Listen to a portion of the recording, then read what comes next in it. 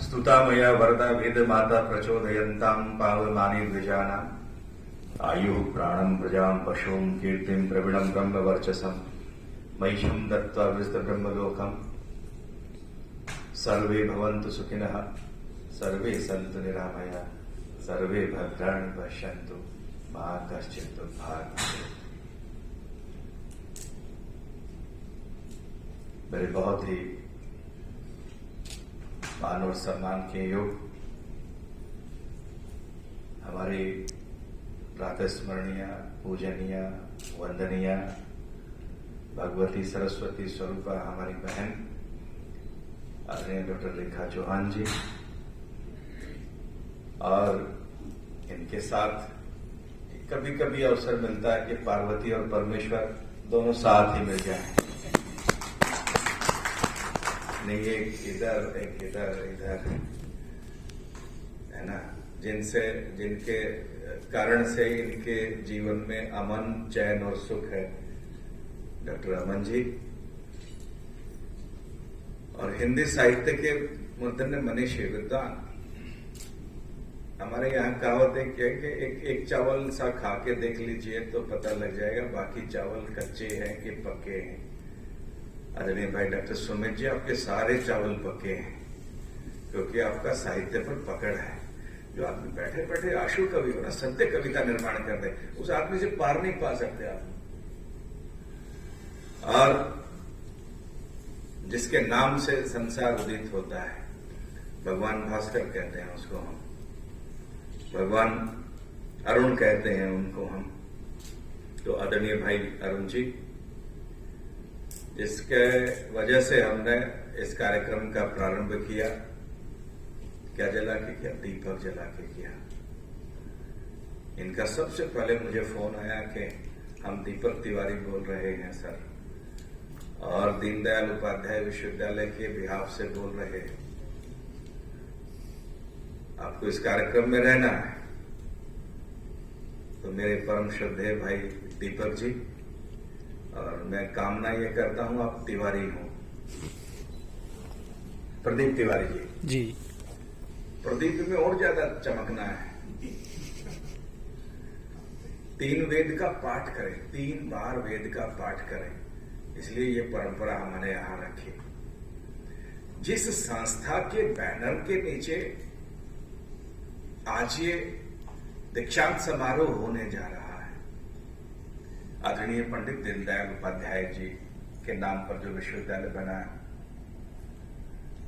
और उसमें अपनी सहभागिता जिन्होंने अपने भगवती सरस्वती के माध्यम से, शारदा के माध्यम से, गिरवाण वाणी, अमरवाणी, देव भारती, सुर भारती के माध्यम से आपने अपना कार्य, शोध कार्य जिस विश्वविद्यालय में किया है, उसके परम श्रद्धेय सम्माननीय विद्यार्थीगण, आचार्यगण, और अब तो मुझे लगता है कि सारे वरिष्ठ विद्वान ही हैं वहां जो उसमें काम कर रहे हैं। मुझे जब निर्देश बड़े आदमियों से होता है ना, तो थोड़ा जिम्मेदारी से और कुछ शब्दों को संभाल के चलना होता है। अन्यथा तो कार्यक्रम में कैसा भी सामान बिक ही जाता है हमारा, जो भी हम चाहते हैं कि हाँ ये कर दें वो कर दें। परंपरा हिंदी को लेकर के है, और जब भी हिंदी की बात आती है तो मैं समझता हूं मेरी मां के बारे में कोई चर्चा करना। तो थोड़ा संभल करके भाषा और शब्द और साहित्य को बड़ा संभल करके प्रयोग किया जाना चाहिए। आपसे जब भी कोई चर्चा करता है तो आपसे पूछता है कि आपकी मातृभाषा कौन सी है। कौन सी भाषा? मातृभाषा। चौहान साहब, आज तक किसी ने ये नहीं पूछा तुम्हारी पितृभाषा कौन सी। कभी थोड़ा सा चिंतन करके देखा आपने कि इसका नाम मातृभाषा क्यों रखा, पितृभाषा क्यों नहीं रखा? और पितृभाषा बनी नहीं आज तक अमन जी, या बनी? जनगणना वाले आएंगे, बताओ मातृभाषा, अब उसको बोलो पितृभाषा भी है मेरी, लिख कौन सी है ही नहीं कुछ। समझिए, छोटे से शिशु को मां ने अपनी भाषा जो थी वो भाषा अपने छोटे से शिशु के मुख में रख दी है, इसलिए उस भाषा का नाम मातृभाषा है। भाषा का मतलब भाषण करना, भाषा का मतलब विचार करना, भाषा का मतलब चिंतन करना, और भाषा का मतलब आपको यदि ये भ्रांति होने लगे ना कि आप 20 भाषाओं के विद्वान हैं, पक्का आप 20 भाषाओं के विद्वान हैं नहीं, एक ही भाषा के विद्वान हैं, और वो उस भाषा के विद्वान हैं आप जो आपकी मां ने आपको सिखाई है। इसलिए आपको जिस भाषा में सपने आते हैं ना, उस भाषा के विद्वान हैं आप। आए कभी दूसरी भाषा में जो पढ़ाते हो, समझिए राजस्थानी में आते होंगे सपने, ये उत्कृष्ट मंचीय हिंदी में कभी ना आएंगे। गलती से कोई कवि सम्मेलन लग जाए सपने में तो कुछ हो सकता है। जैसा मुझे निर्देश किया गया कि हमारे सामने हिंदी के वरिष्ठ विद्वान आचार्य और साहित्यकार लोग, एक छोटी घटना आती है। भारत के प्रथम प्रधानमंत्री आदरणीय पंडित जवाहरलाल नेहरू साहब किसी मंच पर एक कार्यक्रम के लिए जा रहे थे, और स्वनाम धन्य हिंदी भाषा के मूर्धन्य कवि, मनीषी, विद्वान, आचार्य, सूर्य और मणि जिसको हम कहते हैं, आदरणीय पंडित रामधारी सिंह दिनकर जी, पंडित नेहरू जी के और दिनकर साहब के बड़े अच्छे मधुर संबंध थे।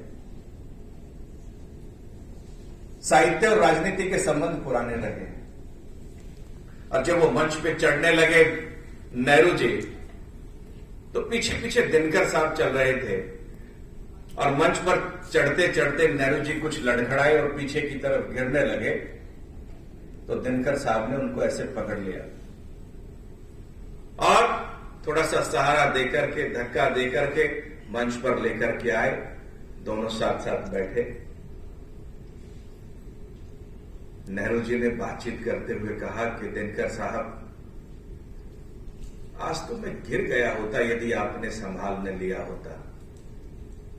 दिनकर जी ने बड़ी खूबसूरत सी एक बात कही कि नेहरू जी आप चिंता न करें, जब जब संसार में राजनीति का पतन होगा, साहित्य उसको पीछे से आके संभाल लेगा।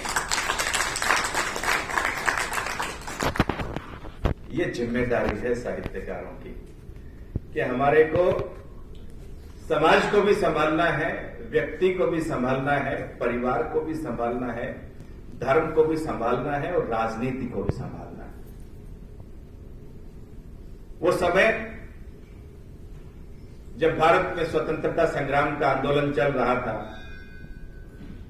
कुछ लोग योद्धा बनकर के इधर उधर लड़ रहे थे, और लड़ाई में भी यदि देखें तो हम अपने ही लोगों से लड़ रहे थे। अंग्रेजों की तो सेना थी ही नहीं कोई, थोड़े से लोग आए थे, वो तो राज ही कर रहे थे। उन्होंने भी सेना में हमारे ही लोग भर्ती कर लिए। उधर राणा की सेना में भी अपने लोग और अकबर की सेना में भी अपने ही लोग। दोनों लोग लड़ किसके लिए रहे थे? महाभारत का इतना बड़ा युद्ध हुआ, अक्षौहिणी 13 अक्षौहिणी सेनाएं दोनों तरफ खड़ी। किसका युद्ध किसके साथ हो रहा है? चाचा और ताऊ के बीच में, उनके भाइयों के बीच में, उनके परिवारों के बीच में युद्ध हो रहा है। और एक कुआ वाला लड़का भी साथ में खड़ा है, वो बीच में निर्णायक स्थिति में खड़ा, चक्कर वक्कर भी बीच में दिखाते रहते हैं।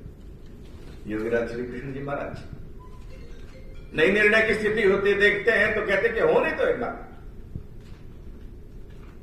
जब अधर्म इतना बढ़ जाए तो शायद एक बार आर पार हो जाना चाहिए कुछ। ऐसी स्थितियां भी जब आती हैं तो साहित्यकार, मेरा रंग दे बसंती चोला, ऐ मेरे वतन के लोगों, क्या क्रांति। अब वो बूढ़ा साहित्यकार है, युद्ध भूमि में जाके लड़ने की क्षमता सामर्थ्य नहीं है, लेकिन हां उन लोगों को जरूर प्रेरित कर सकता है जो ऊर्जावान लोग हैं। इसलिए हर आदमी अपना मिलकर के काम करता है। साहित्यकार अपनी